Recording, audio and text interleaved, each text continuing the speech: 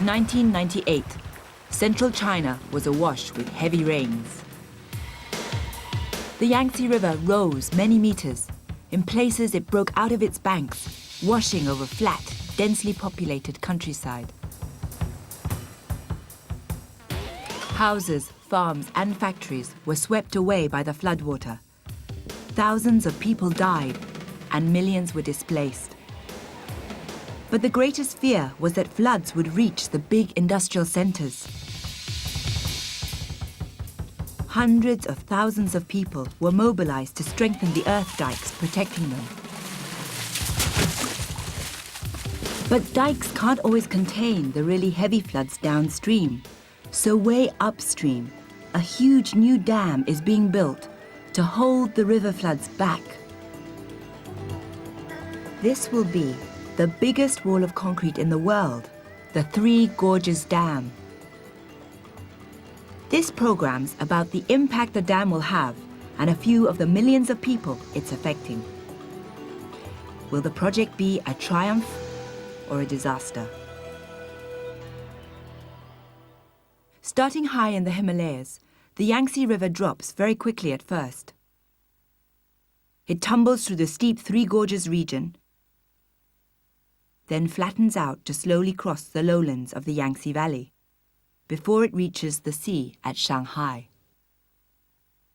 In summer, rain swells the river. Sometimes it overflows here across these flat plains, as it did in Gong'an County in 1998. This is one of the places the river crashed out over villages and farms, factories and roads. Homes were destroyed. Yuan Zefeng and her husband have been rebuilding theirs, using bricks from their old house. But they lost nearly everything else. 7 months later, food's still scarce, and they haven't forgotten the night the river burst its banks. Just before the flood, I was up on the dike. Then there was a warning that the flood was coming to our village. By then, it was already difficult to get back to the house and the children.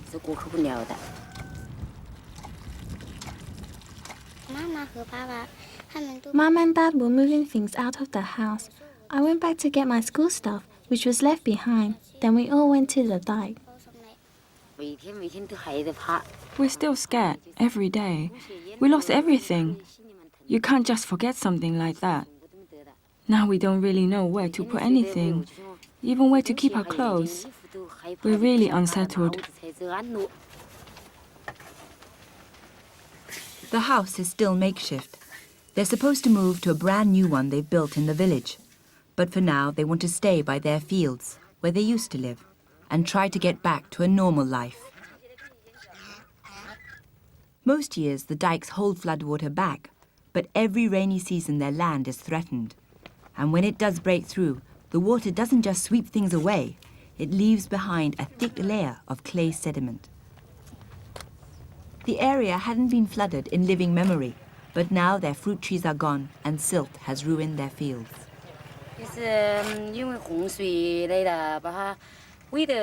Because of the flood, I've got to loosen up the earth. So now I'm digging so I can plant some crops. At the moment, it's impossible to plant anything in this soil. It's back-breaking work making the fields productive again. But it wasn't only farmland that was hit. The village cotton mill was one of 68 factories flooded in this county alone. Paid only in emergency rations, the workers struggled to save their factory. But the machines were badly damaged, and only 1 in 10 workers still has a job here. In Gong'an County alone, the floods cost £500 million. But if the huge cities of the Yangtze Valley had flooded, the cost would have been far higher. This is Wuhan. It's a modern industrial city. 5 million people live here. They were lucky. They escaped the floods in 1998.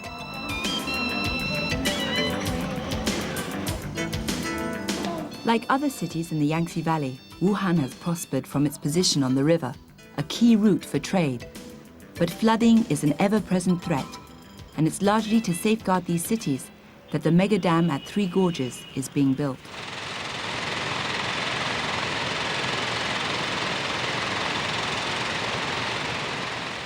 It's massive, costing more than £15 billion.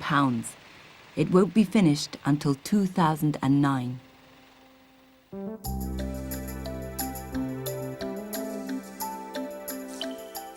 The plan's incredibly bold. Nearly 2 kilometers long, the dam will stretch between the two sides of a narrow valley near the end of the Three Gorges. The flow of water downstream can be regulated by opening and closing sluices in the wall. It's planned to be 185 meters high, so it can hold back water to a depth of 130 meters all year round, and still have space to contain excessive seasonal floods.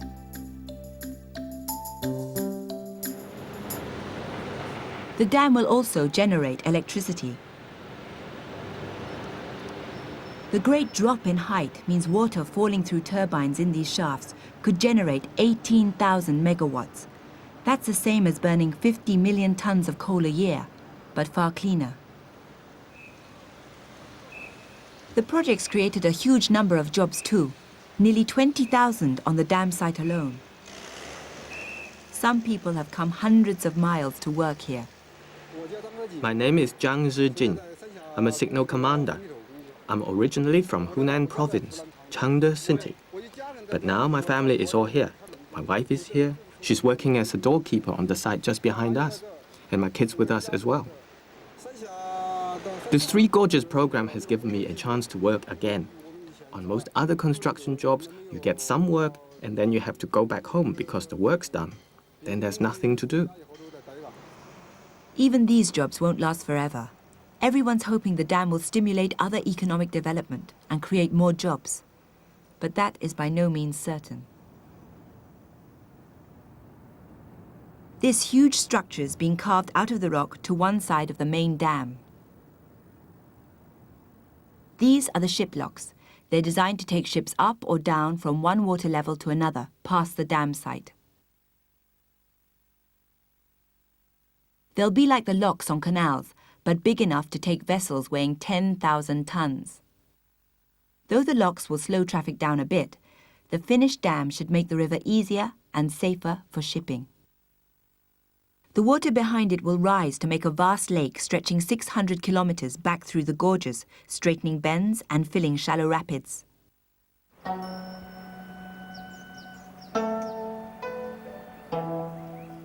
This landscape will change forever.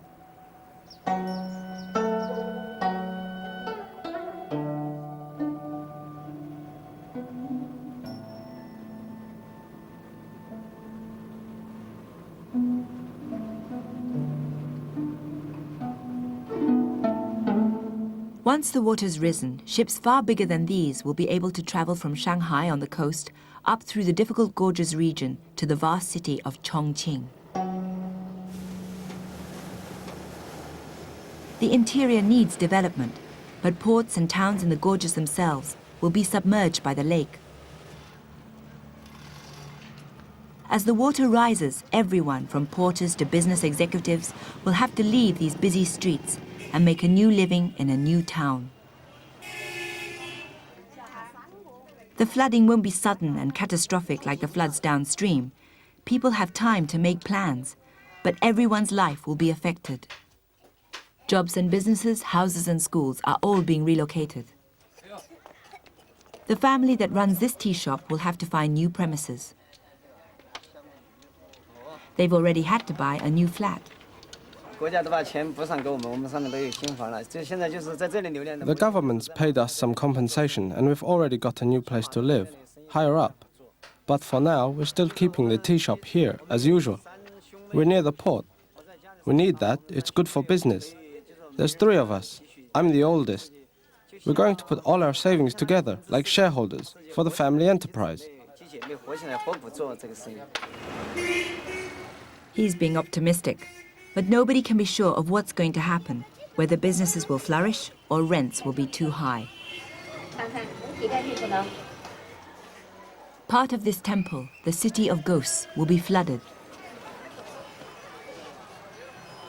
It's a meeting place for local people as well as a tourist attraction. Hundreds of historic sites will be lost, but everything under 175 meters has got to go. All along the gorges, the heights being marked on walls and hillsides to make sure everyone realizes what's going to happen when the dam's finished. The lake will take years to fill, but most of the town of Fengjie will be underwater eventually. This old house will disappear. New ones are being built above the waterline. This factory will be flooded. The new flats higher up will be above the lake. A total of 13 major cities will be flooded and rebuilt between the dam and Chongqing. The city of Fengdu is just one of them. The old city is around 1 square kilometer with a population of 50,000. So it's very crowded, and the facilities are not very good. The deputy governor sees building the new city as a chance to leave old problems behind. This model shows just how ambitious the plans are. When we move to the new site, with modern management, we will have new infrastructure of a high standard for economic activities and daily life. But there's years of work.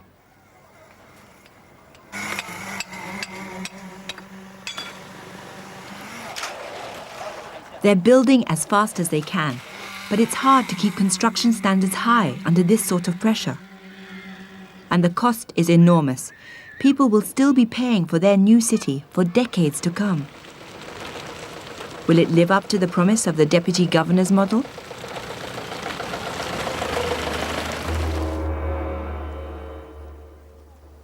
All along the gorges, fields and farms will be flooded too. In places like Zigui County, people live in houses dotted across their terraced fields. Now her children have grown up, Mrs. Wang might have hoped for an easier life. My family name is Wang. There used to be 7 members of my family. Then my sons left home, so now there are only 3 of us. Of course I like it here. It's close to the spring, easy to do washing or fetch drinking water.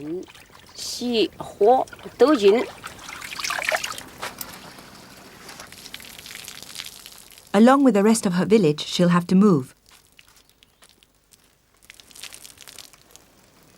Some people already know where they're going. These new houses are being built above the old village, but they cost 2 or 3 times the compensation from the government. Mr. Han and his wife have already moved into their new house, but they can't afford much decoration. They took out a loan to cover the extra cost, and now they're paying it back. One of the few ways to earn cash here is to work on the resettlement sites yourself, but it's hardly a sustainable income. Mr. Han's working party is clearing a site for the next set of houses. They're having to make flat land out of the hillside to build on. They can cram the new houses together, but they can only make enough terrace fields for 1 in 3 villages in this area. And even then, it's tight.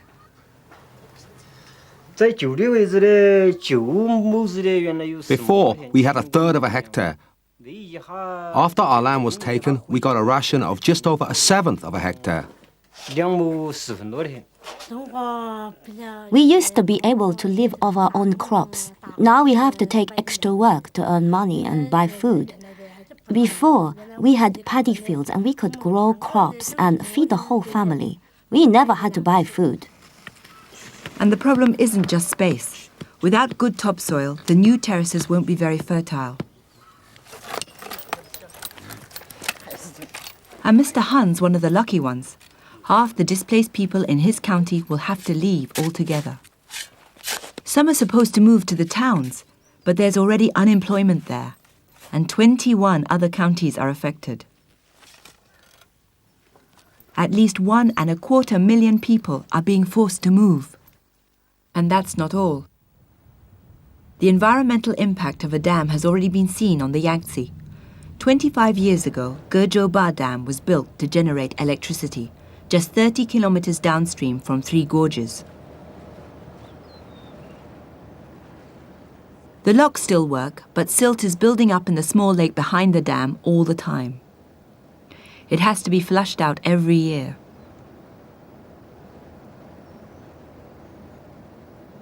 Fish catches here have fallen, and the lake traps pollution.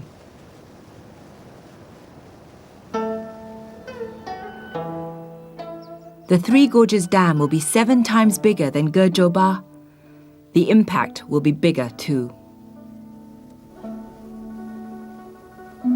The new lake will get colder as it deepens, changing the whole ecology.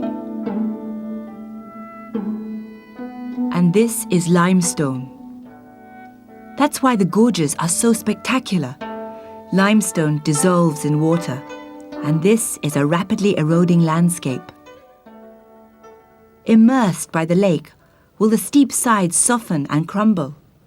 Worse still, could earth movements crack the dam itself?